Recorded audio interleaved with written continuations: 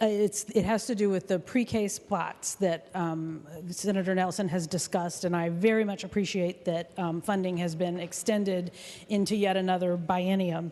And members, as background, just to clarify what the situation is right now and what is in this bill, I think it's important because this is something that affects 80 districts and charter schools around the state. In 2017, we put one biennium's worth of funding into pre-K in our school districts and charter schools for 4,000 students. And when they're, 4-year-olds, they don't stay there, so it's not the same students, but it's those spots for 4-year-olds in those districts. And districts signed up to participate in this, even knowing that it was only going to be a 2-year commitment. And it's been really successful. Students are participating. They're taking advantage of that very important early education. But then the money sunsets this year. And so now, thankfully, Senator Nelson has offered to extend funding, but it's structured in a different way. And so, members, I just want to give people a sense of what districts we're talking about. I'm just going to highlight a few of the larger districts in terms of the support that their districts are receiving. Looking at the fiscal year 2021, know that a slightly smaller number is also in fiscal year 20. So, for example, in Austin, it's about $340,000. Bemidji, $295,000, Bloomington, $700,000, Burnsville, $1.2 million, Fairmont area, $464,000, Hinckley Findlay's $379,000, Invergrove, $468,000, Marshall, $418,000, Mounds View, $836,000, North St. Paul, Maplewood, Oakdale. Full disclosure, that's my district and Senator Uyghur's district. It's just over $1 million. Owatonna, $622,000.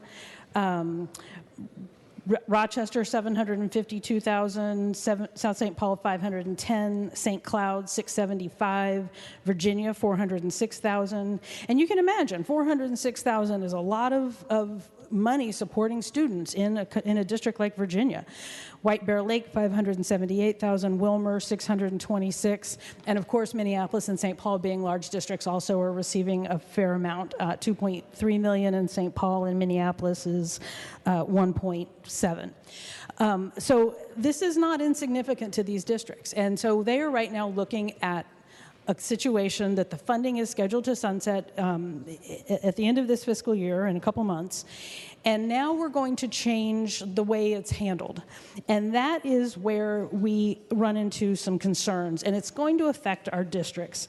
Districts have often added classrooms or shifted their programs from half day to all day in order to meet the demand. Because when this happens, parents get really excited and they participate. They like having their students at the schools. And most of them have a waiting list. So members, I would like to offer the A14 amendment. Thank you, Mr. President. And I would also like to offer an amendment to the amendment, the A22. Senator Kent offers the A22 amendment to the amendment. The Secretary will report the amendment. Senator Kent moves to amend the A14 amendment to House File number 24 as follows. Page 1 after line 3 insert. This is the A22 amendment. To the A22, Senator Kent. Thank you, Mr. President. Because what is happening in Senate File 7 in the bill is that we are creating some flexibility, and which sounds great, and we're targeting resources to certain groups of students, but it is going to present real challenges to the districts that are currently operating these programs. And essentially what it's doing is creating scholarships, and there's nothing wrong with scholarships. I have supported scholarships. Many of us in here, most of us at some point or another, have supported scholarships. But the challenge is we're essentially repurposing funds that are in our school districts right now and moving them into scholarships. It makes it really difficult for our districts to plan. It makes it really difficult for families. A couple of points about it, because the language in Senate File 7 does prioritize families in these school districts that already have these current funds, but there's no guarantee that they will be used in the programs that have been established.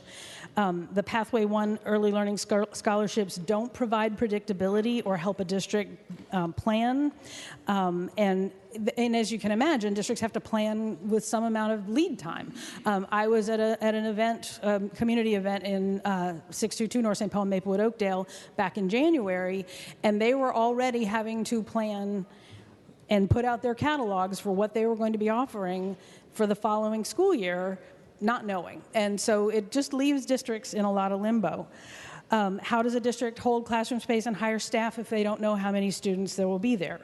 The loss of school readiness plus funds could result in teacher layoffs and further exacerbate district budgets, and that in fact impacts families across the district. And because of the timing of the end of the session and the budget agreement, if it just further muddles the